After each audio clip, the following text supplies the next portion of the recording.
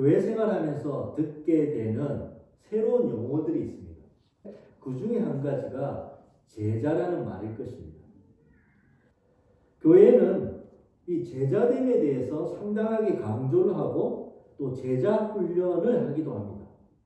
특별히 제자 훈련은 미국 교회와 또 선교 단체에서 행했던 이 신앙 훈련이었습니다. 저도 80년대 때 이 모 선교 단체를 다니면서 훈련을 받았는데 교회에서 경험하지 못했던 이 제자 훈련을 하면서 신앙적 성장과 성숙이 일어나는 것을 개인적으로 경험할 수가 있었습니다. 당시 한국 교회는 주일 예배와 기도회 외에는 성도를 향한 훈련 프로그램이 마땅히 없었습니다. 그런데 점차 교회에 이 제자 훈련이 도입되면서 성도들의 신앙적 성장에 영향을 미쳤고 한국 교회의 수적 성장에 동인이 되기도 했었습니다. 지금도 많은 교회는 교인들에게 이 제자 훈련 프로그램을 반드시 수행하도록 강조하고 있죠. 그래서 어떤 교회는 이 제자 훈련을 받아야만 직분자로 세우기도 한다는 것입니다. 지난 30년, 40년에 걸쳐서 한국교회는 이 제자 훈련 덕에 여러 면에서 한국교회는 성장해 올 수가 있었던 것이죠. 그런데 제자 훈련을 오랫동안 진행했던 교회에서 제자 훈련에 대한 아쉬움과 반성이 일어나게 되었습니다. 미국에 보면 제자 훈련을 잘하는 교회로 알려진 시카고의 윌로우 크릭 교회가 있는데 이곳에서 30년 넘도록 제자 훈련을 한 것에 대한 평가 보고서를 낸 적이 있었습니다. 윌로우 크릭 교회는 제자 훈련이 체계적이라고 정평이 나였던 교회였죠. 그래서 한국 교회에도 많은 영향을 미쳤습니다.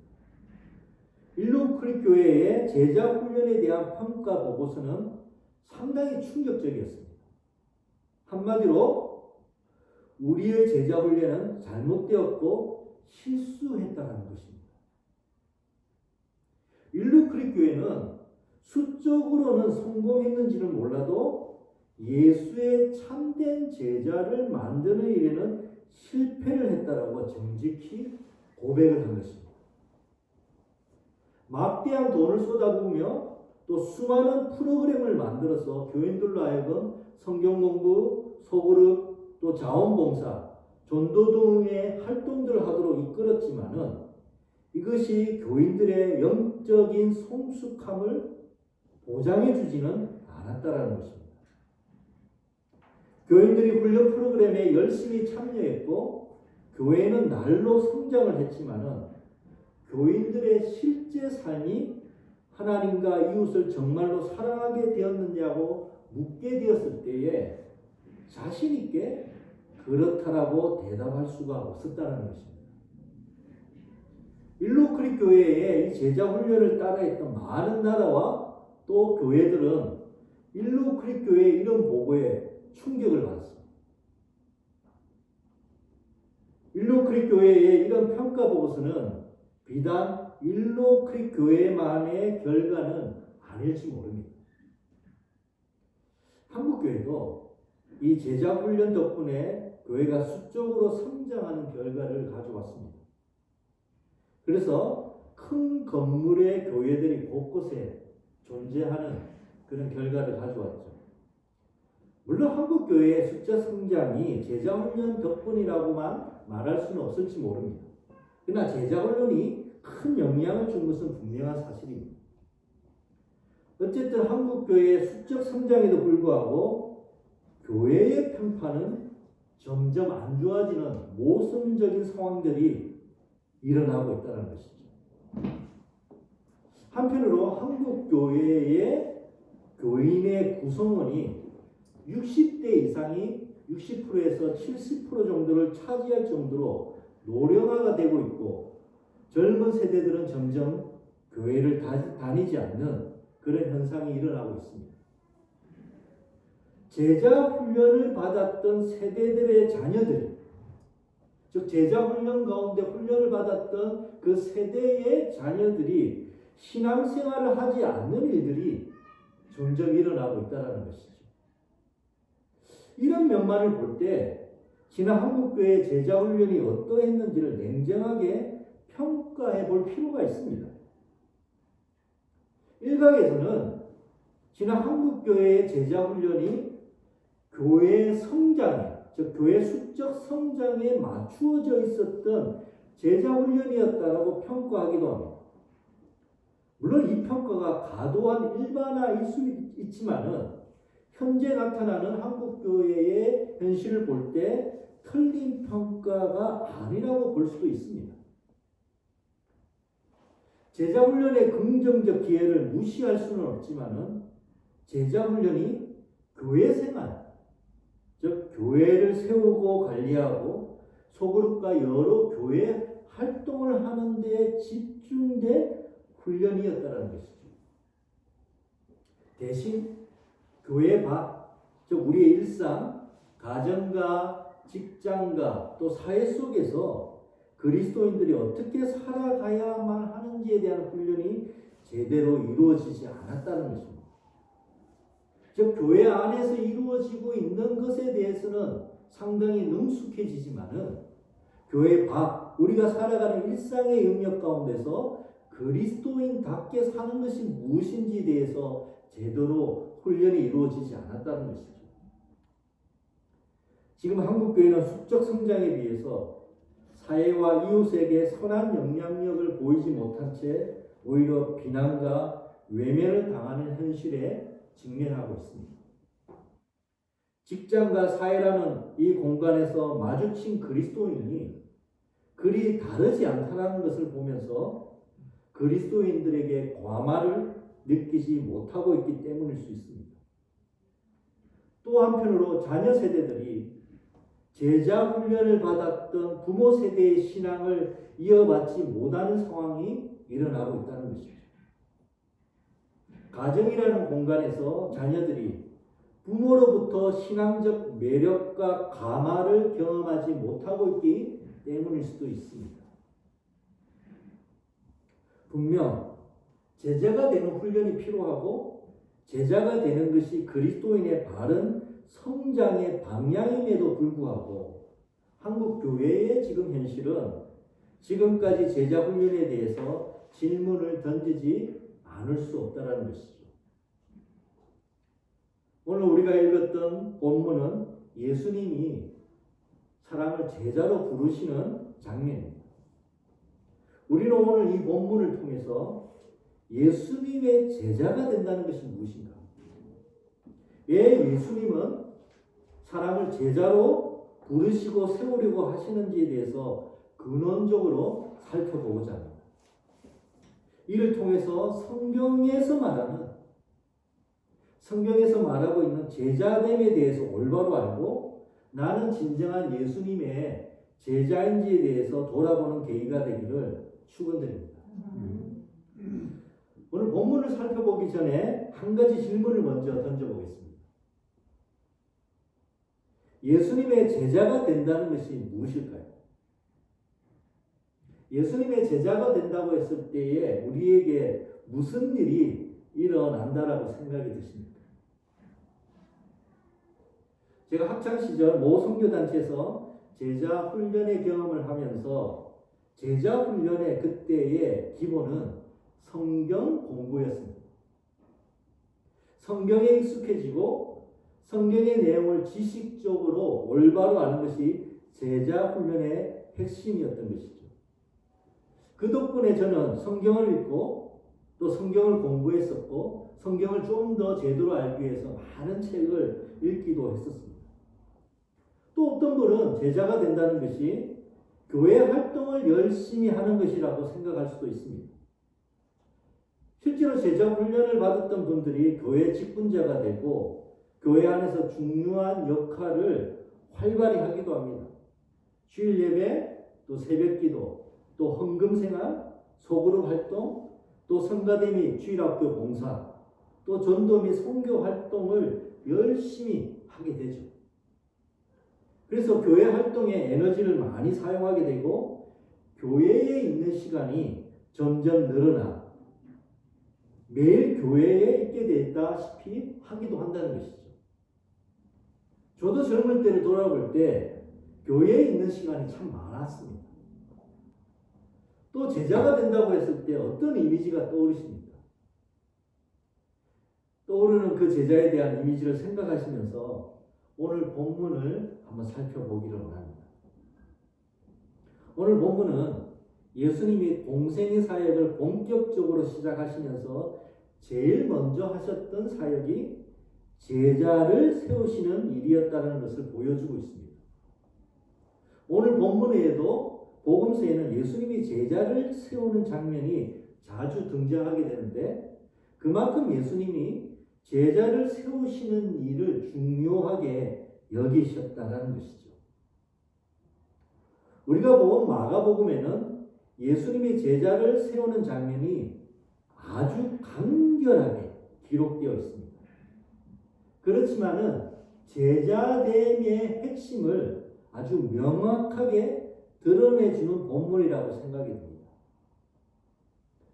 예수님은 갈릴리 해변을 지나시다가 오브 시몬, 즉 베드로죠. 베드로와 그의 형제 안드레가 바다에서 그물을 던지고 있는 것을 보시게 되죠. 그리고 단도직입적으로 말씀하십니다. 나를 따라오라. 그러면서 내가 너희를 사람을 낳는 어부가 되게 하겠다면서 제자로 부르시는 그 목적도 분명하게 밝히십니다.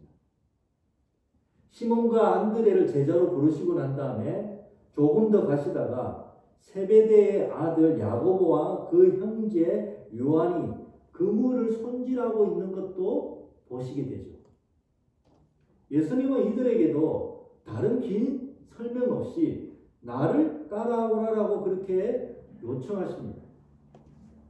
예수님의 부르심은 제자로 부르심은 군더더기가 없이 간결하고 명확하셨죠. 나를 따르라. 이런 예수님의 부르심을 들은 사람들의 반응이 어땠을까요? 오늘 본문을 보게 되면 그물을 버려두고 따르니라. 그 아버지 세베대를 품꾼들과 함께 배에 버려두고 예수를 따르니라. 이들은 예수님이 나를 따르라는 예수님의 요청을 듣고 주저없이 예수님의 부르심에 순종하며 따랐다는 것입니다. 너무도 쉽게 따르는 이들의 모습을 보면 어쩌면 낯설고 또 충격적입니다. 아마 이들은 모르긴 몰라도 갈릴리에서 오랫동안 어부 생활을 했을 것입니다. 당시 대부분들은 부모 세대의 직업을 이어받았기 때문에 이들도 몇 세대에 걸쳐서 어업을 이어왔을 것이죠. 이들에게 있어서는 어업은 안정적이고 익숙한 생활의 기반이 되었습니다. 수학이 좋지 않아 어려울 때도 가끔은 있었지만은 버티다 보면 그래도 생활을 보장받을 수 있는 것이 바로 이 어업이었을 것입니다. 그런데 이들이 이런 생계 기반을 내버려둔 채 예수님을 따르는 것은 쉬운 결정이 분명 아니었을 것입니다. 그런데 어떻게 이들이 그런 무모한 결단을 내릴 수 있었겠습니까? 예수님의 단도직입적인 부름에 얼떨결에 응한 것일까요? 아니면 압도하시는 예수님의 권위에 눌려서 거부할 수 없어서 응한 것일까요? 아니면 어부 생활이 너무 오랫동안 했던 어부 생활이 지겹고 따분하던 차에 아이고 흥미진진하고 새로운 일을 경험할 것 같아서 신이 나서 예수님의 요청에 응답하신 것일까요? 이들이 어떤 마음으로 예수님의 부르심에 응했는지는 명확히 알 수는 없지만은 예수님의 부르심이 잠시 외출 나가는 정도의 평범한 부르심이 아니라는 것은 분명하게 이들이 알았을 것입니다. 오늘 본문에 그물을 버려두고 아버지를 버려두고라는 표현은 이들이 예수님을 따라 나섰을 때 어떤 희생을 각오하고 따랐는지를 보여주고 있습니다. 마태복음 8장 21절 22절을 보게 되면 예수님이 제자를 부르실 때 어느 정도의 결단이 따라야 하는지를 명확하게 보여주고 있죠. 제자 중에 또 한 사람이 이르되 주여 내가 먼저 가서 내 아버지를 장사하게 허락하옵소서. 예수께서 이르시되 죽은 자들이 그들의 죽은 자들을 장사하게 하고 너는 나를 따르라 하시니라. 이 제자로 부르시는 예수님의 요청은 상당히 충격적으로 들릴 수 있습니다. 아버지 장례마저도 치르지 못하게 하기 때문이죠. 분명 예수님이 부모를 무시하며 살기 원하시는 것은 아니었을 것입니다. 그런데 예수님이 사람을 제자로 부르실 때는 다른 모든 것보다 우선해서 따를 것을 요구하고 있다는 것이죠. 아버지의 장래마저 포기할 정도로 심각하고 급박하게 예수님의 요청을 받아들여야 한다는 것이었습니다. 마가복음을 보게 되면 예수님의 제자로 세우시는 내용은 간결하고 명확합니다. 딱 두 개죠. 나를 따르라. 버려두고 따랐다. 라는 것입니다. 이보다 제자됨의 핵심을 잘 보여주는 말은 없을 거라고 생각이 듭니다. 하지만 우리는 이 본문을 볼 때 피해가고 싶고 읽고 싶지 않아질 것입니다. 읽기는 하더라도 황급히 이 본문을 넘어가고 싶은 마음이 일어날지 모릅니다. 다 버려두고 따르라니 너무도 과격하고 무섭게 느껴지기 때문이죠. 제자가 된다는 것이 일주일에 한 번 교회 예배 드리는 정도고 교회 활동 어느 정도 하는 거라면 못할 정도는 아닐 것입니다. 또 성경 공부, 기도 생활을 열심히 하고 소그룹 활동하는 것이라면 그 정도도 감당할 만할 것입니다. 그런데 성경에서 제자가 된다는 것이 이 정도의 평범한 부름이 결코 아닌 것처럼 보인다는 것입니다. 주일에 잠깐 예배에 참석하고 교회 활동하는 정도가 아니라 삶의 모든 영역에 대한 헌신을 요구하고 있는 것처럼 보인다는 것이죠. 예번의 성도 여러분, 예수님의 제자가 되고 예수님을 따른다는 것은 도대체 어떤 것일까요? 제자됨의 핵심이 나를 따르라, 나를 따라오라는 예수님의 말에 있습니다. 제자로의 부름은 다른 누구나 무엇이 아닌 바로 예수님에게로 부름을 받는 것이라는 것입니다. 예수님이 사람을 불러 자기 제자가 되라고 하시는 것은 예수님 자신을 보여주시고 예수님을 경험하게 하시려는 것이었다는 것이죠.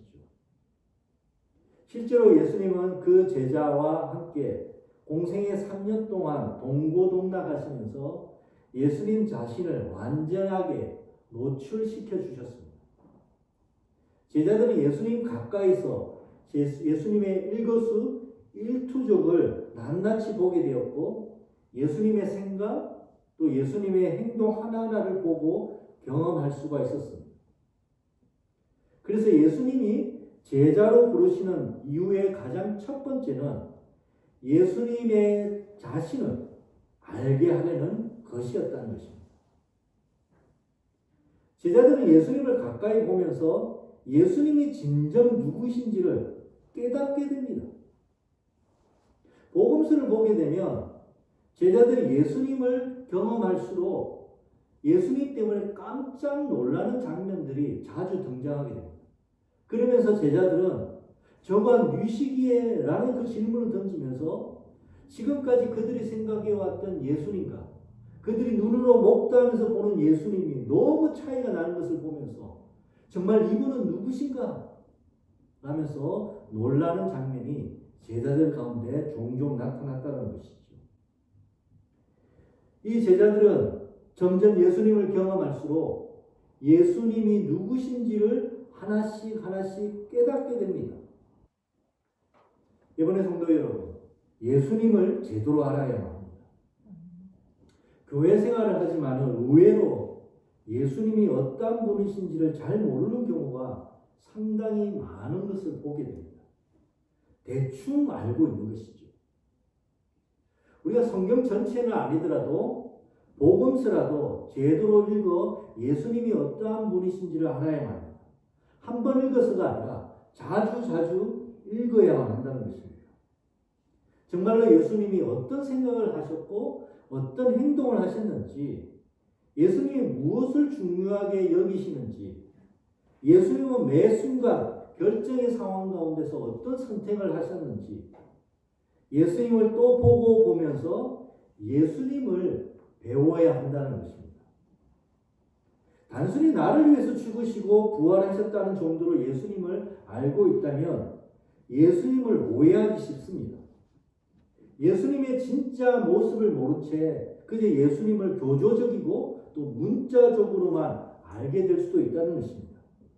즉 성경에서 얘기하는 예수님, 성경에서 정말로 보여지고 있는 예수님이 아니라 내가 그냥 누군가로부터 들어서 알고 있는 그 정도의 예수님을 알고 예수님을 믿으면 우리 믿음이 때로는 왜곡되기도 하고 우리 믿음이 진정한 믿음이 되지 않을 수도 있다는 것입니다. 예수님 곁에서 예수님을 배우듯이 성경을 통해서 예수님을 제대로 알고 예수님을 배워야 합니다. 예수님을 모른 채 예수님을 따를 수는 없습니다. 우리는 예수님을 따르도록 부름받은 제자이기 때문입니다. 예수님이 사람들 제자로 부르시는 두 번째 이유는 예수님처럼 살게 하려는 것이었습니다. 우리가 평소에 누군가와 가까이 지내다 보게 되면 상대방을 자주 만나게 되고 또 보면서 그 상대방을 보며 배우게 됩니다. 즉 상대방을 통해서 영향을 받게 된다는 것이죠. 마찬가지로 제자들이 예수님을 경험하게 되면 예수님께 영향을 받고 예수님처럼 살게 된다는 것입니다. 예수님이 무엇을 생각하시는지, 또 예수님이 어떤 행동을 하시는지, 예수님이 또 어떤 결정을 하시는지를 보면서 요즘 말로 예수님께 스며들게 되죠. 예며들게 된다는 얘기를 하죠. 예수님을 배우게 된다는 것입니다. 특별히 예수님이 갖고 계신 그 계획과 뜻에 우리도 동참하게 된다는 것입니다. 사람을 낚는 어부가 된다라는 말이 바로 이러한 의미죠. 즉 예수님과 함께하면서 예수님과의 사명과 목적이 제자들의 사명과 목적이 되도록 변화가 일어난다는 것이죠. 자, 종합해서 보자면 예수님의 제자가 된다는 것에 한마디로 말하면 예수님을 알고 예수님처럼 산다라는 것입니다.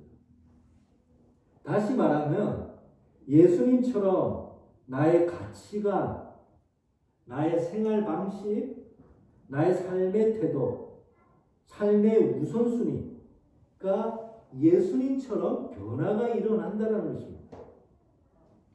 그렇기 때문에 예수님의 제자가 된다는 것, 예수님을 따른다는 것은 주일 예배를 참석하거나 훈련받기에 몇 시간을 헌신하거나 다양한 교회 활동을 하는 것이 아니라는 것입니다. 제자됨은 삶의 전반, 나의 인격과 나에게 일어나는 모든 것 속에서 예수님처럼 살아가는 전인적 변화가 일어나는 것이 예수님의 제자가 되는 것이라는 것이죠. 밥을 먹는 것, 또 쓰레기를 버리는 것, 또 운전을 하는 것, 또 누군가와 대화를 하는 것, 또 돈을 버는 것, 또 직장 생활을 하는 것, 또 이웃에 대한 나의 태도 등등이 예수님의 생각과 예수님의 태도와 예수님의 행동처럼 변화가 일어나야 된다는 것입니다. 내가 이전에 중요하게 여겼던 것, 내가 이전에 자연스럽게 했던 행동과 습관이 예수님 안에서 재편성되고 조정이 일어난다는 것입니다. 예전에 이것이 옳다고, 이것이 맞다라고, 이것이 우선이라고 생각했던 것이 예수님 안에서 새롭게 편성이 돼서 예전에 높아졌던 것이 낮아지고 예전에 낮아졌던 것이 높아지면서 예수님 안에서 새롭게 내 삶의 우선순위와 가치가 바뀌는 것이 예수님이 우리를 부르신 목적이고 우리가 제자가 되는 것이라는 것입니다. 이것이 바로 버리고 따른다는 것이죠. 나의 예전 것들, 옛 것을 버리고 예수 안에서 새 것이 된다는 것입니다. 고린도후서 5장 17절에 그리스도 안에 있으면 함께 읽어보실까요? 새로운 피조물이라 이전 것은 지나갔으니 보라 새 것이 되었도다. 바로 이 말입니다. 우리는 새로운 존재, 예수를 닮고 예수의 가치와 예수님이 하시는 행동과 예수님의 생각처럼 살아가는 존재로 새 피조물이 된다는 것이죠. 오늘 본문의 제자들은 그물과 아버지를 버려둔 채 예수님을 과감하게 따랐습니다. 그들은 예수님을 따르면서 예수님 안에서 새로운 존재, 새로운 삶을 사는 첫 발을 내딛게 된 것입니다. 말씀을 마무리합니다. 예수님은 지금도 사람들을 불러서 예수님을 따르는 제자로 세우고 계십니다. 그리고 오늘 우리를 다시 부르시며 나를 따르라며 예수님의 제자가 되라고 우리를 초청하고 계십니다. 제자로 부르시는 예수님의 부름에 어떻게 반응하시겠습니까? 그물과 아버지를 내버려 둔 채 따랐던 첫 번째 제자들처럼 무엇보다 우선해서 예수님의 부름에 예스라고 대답하실 수 있기를 기도드립니다.